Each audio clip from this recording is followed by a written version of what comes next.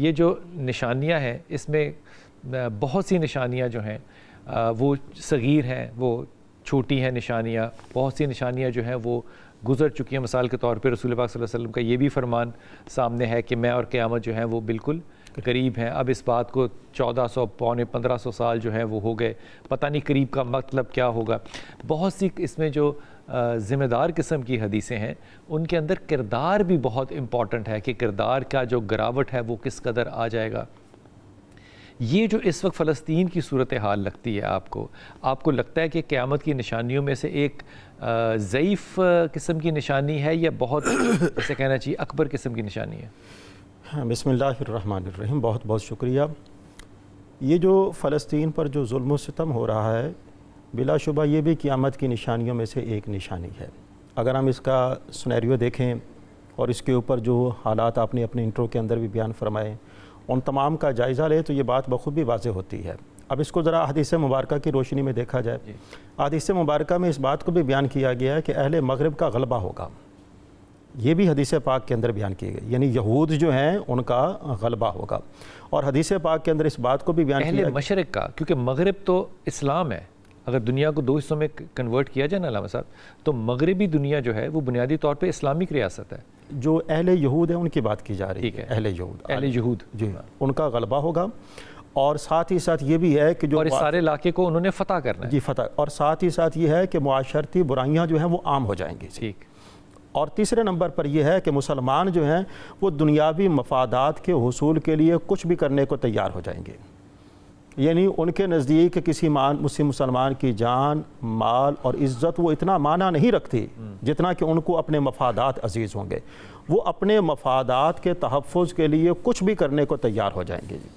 فی زمانہ بھی دیکھا جائے مسلم سٹیٹس کتنی ہے لیکن اس کے باوجود کوئی بھی آدمی جو ہے وہ فلسطین کے اوپر آواز اٹھانے کو تیار نہیں ہے۔ اس کی وضاحت بھی حدیث پاک کے اندر بیان کی گئی ہے۔ اللہ کے پیارے رسول نے فرمایا تمہارے دلوں کے اندر دو چیزیں جو ہیں وہ گھر کر جائیں گی، ایک مال کی محبت اور دوسرا موت کا خوف۔ آج کے زمانے میں دیکھا جائے تو یہ دونوں چیزیں جو ہیں وہ اپنی جگہ پر بجا دکھائی دیتی ہیں۔ مال کی محبت بہت زیادہ ہو گئی ہے، اپنے مفادات کے تحفظ کے لیے سارے کے سارے چپ سادھ کر بیٹھے ہوئے ہیں، کوئی آدمی آواز اٹھانے کو تیار تک بھی نہیں ہے۔ اور خوف ایسے ہے کہ جان بچانے کے لیے 100 طرح کے ہیلے طریقے اپنائے جاتے ہیں لیکن ایک مسلمان کی مدد کے لیے آواز اٹھانے کو تیار نہیں ہے۔ حالانکہ دیکھا جائے اللہ کی راہ میں جان قربان کر دینا یہ بہت بڑے اعزاز والی بات ہے، لیکن کہنا آسان ہے نا، یہ کہنا آسان ہے، یہ کہنا آسان ہے لیکن بڑے ادب سے عرض ہے کہ آج کے مسلمان یہ کہنے کو بھی تیار نہیں ہے، اپنے مفادات کے تحفظ کے لیے یہ کہنے کو بھی تیار نہیں ہے۔ تو اس لیے میں یہ سمجھتا ہوں کہ اگر ہم ان تمام باتوں کو اپنے پیش نظر رکھیں تو ہمیں یہ بات واضح جو ہے وہ دکھائی دیتی ہے کہ فلسطین کے اوپر جو ظلم و ستم ہو رہا ہے یہ قیامت کی نشانیوں میں سے ایک نشانی ہے۔ شفاعت بھائی آپ کیا فرمائیے گا؟ دیکھیے بات یہ ہے کہ دنیا میں جتنے بڑے مذاہب ہیں الہامی وہ سارے قیامت کے انتظار میں بیٹھے ہوئے ہیں، یہود ہوں، کرسچن ہوں، ہم ہوں، اور یقیناً قیامت سے تو کوئی انکار نہیں کر سکتا، اس نے تو آنا ہی آنا ہے۔ جس طرح آپ نے خود کہا کہ میرے آقا صلی اللہ علیہ وسلم نے فرمایا کہ میں اور قیامت ایسے ہیں، لیکن اب بھی 1400 سال گزر چکے ہیں، تو ہمیں قیامت کے آنے کا انتظار کرنے کے بجائے ہمیں اپنی ذمہ داریوں کو پورا کرنا چاہیے۔ ٹھیک۔ اب آپ نے فلسطین کی بات کی، بڑے دکھ کی بات ہے، جتنی مذمت کی جائے کم ہے، اور جو بس مذمت ہی کی جائے۔ آپ اور میں اس کے علاوہ کر کیا سکتے ہیں؟ آپ مجھے بتائیں، میں کرنے کے لیے تیار ہوں۔ اچھا، آپ تو بہت کچھ کر سکتے ہیں، ویسے آپ مجھے بتا دیں تاکہ لوگ بھی سن لیں۔ آپ اس کو استعمال کرتے ہوئے بہت سے پروٹیسٹ کر سکتے ہیں، وہ ہم کر رہے ہیں۔ یہ ہمارا یہ بھی تو پروٹیسٹ ہی ہے نا، یہ جو لفظ ہیں، یہ کلمات ہیں، یہ پروٹیسٹ ہیں۔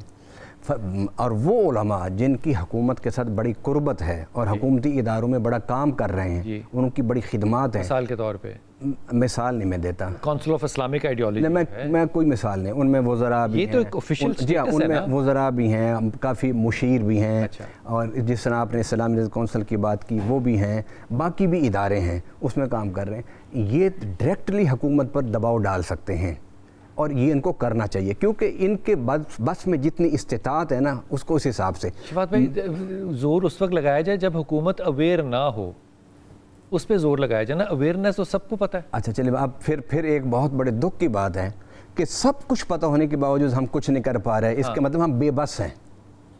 صرف بے بس ہیں؟ بے بس، اور لفظ بھی اس کے لیے بے بس ہیں، صرف بے بس، بے بس ہیں. ٹھیک. دیکھیے بات یہ ہے کہ قومیں، یہ جو فلسطین پر دن آئے ہیں یہ کوئی معمولی دن نہیں ہے.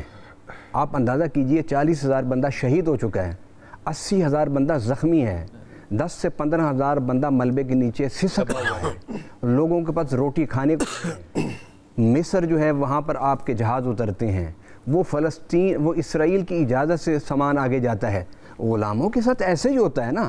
اب سوچ یہ تھا کہ اتنا بڑا خمیازہ ہم اس غلامی کا، جی 58 ممالک ہیں ہے نا، لیکن اگر ہم آزاد ہوتے تو ہم کچھ کرتے نا. ہم آزاد نہیں ہیں، ہم لوگ غلام ہیں. تو لگ رہا ہے کہ آزاد اس وقت صرف فلسطین ہے. نہیں، فلسطین بھی بیچاروں نے اگر آزاد ہیں تو لڑ رہے ہیں نا، مر رہے ہیں. ٹھیک، وہ لڑ تو نہیں رہے نا، وہ تو بیچارے اب وہ شہید ہو رہے ہیں، وہ شہید ہو رہے ہیں، ان کے پاس کوئی اب راستہ نہیں ہے. ٹھیک، سوائے شہادت کے. حالانکہ جنگ کرنے کے لیے پہلا ماٹو جو ہوتا ہے ایک مومن کا، وہ فتح ہوتی ہے. ٹھیک، کیونکہ مقصد کے لیے آپ جنگ کر رہے ہیں. لیکن اگر آپ نہیں اس مقصد میں کامیاب ہوتے، فتح نہیں کر پاتے، پھر شہادت ہے. یہ کیوں کہا گیا کہ تیرے سامنے یا شہادت ہے یا فتح ہے، تاکہ تو یہ سمجھ لے کہ میں جو میدان میں اترا ہوں نا، میرے لیے ناکامی کسی صورت میں نہیں. شامل کر لوں. شاہ جی، کیا واقعی یہ فلسطین کی جو جنگ ہے اس وقت جو ہو رہی ہے، جنگ پتہ نہیں، جنگ بھی نہیں کہہ سکتے اس کو، یہ قیامت کی نشانیوں میں سے ہے؟ بسم اللہ الرحمن الرحیم.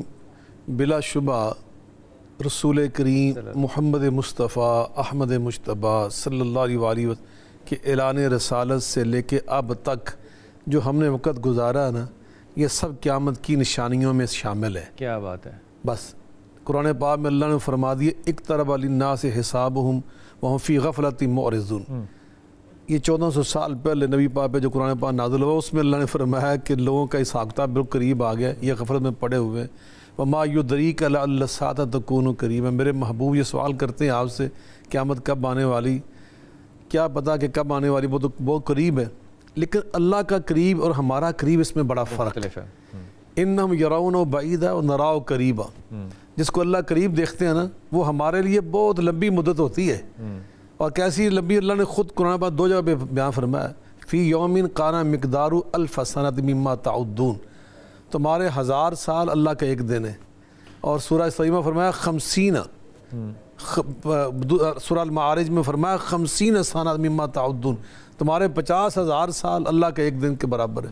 اب اللہ کی جو قرب ہے اور ہمارا قرب، اس میں بڑا فرق ہے. تو اس لیے ہمیں ان چیزوں میں یہ نہیں سوچنا چاہیے کہ بس قیامت کل آنے والی ہے، بس جس صدی سے ہم گزر رہے ہیں آخری صدی ہے، جس سال ہم گزر رہے ہیں آخری سال ہے. نہیں، ایسا نہیں کر سکتے. نہیں، ایسا نہیں ہے. فلسطین کی آپ نے بات کی، فلسطین کے بارے میں نبی پاک صلی اللہ علیہ وسلم جو کچھ فرمایا 1400 سال پہلے فرمایا، اور اس کے بعد آپ تک دیکھیے کتنی وہاں پہ جنگیں ہوئی ہیں. سلطان صلاح الدین ایوبی کا دور بھی تو اس نے دیکھا ہے نا. جناب سیدنا عمر فاروق کا جو دور تھا آپ نے فتح کیا، وہ بھی تو اس نے دیکھا ہے. تو یہ سارے جو ادوار وہاں پہ گزرے ہیں، پھر اس کے بعد خلافت عثمانیہ کا دور آیا، یہ سارے ادوار وہاں سے گزرے. نہ جانے قیامت تک کیا کیا وہاں پہ ہونے والا ہے. البتہ یہ بات سمجھ لیں، صحیح مسلم کی حدیث ہے، نبی کریم علیہ الصلوۃ والسلام نے فرمایا میری امت کا آخری جو مارکا ہوگا نا، وہ ان ظالموں کا سب فلسطین میں ہوگا. اور جی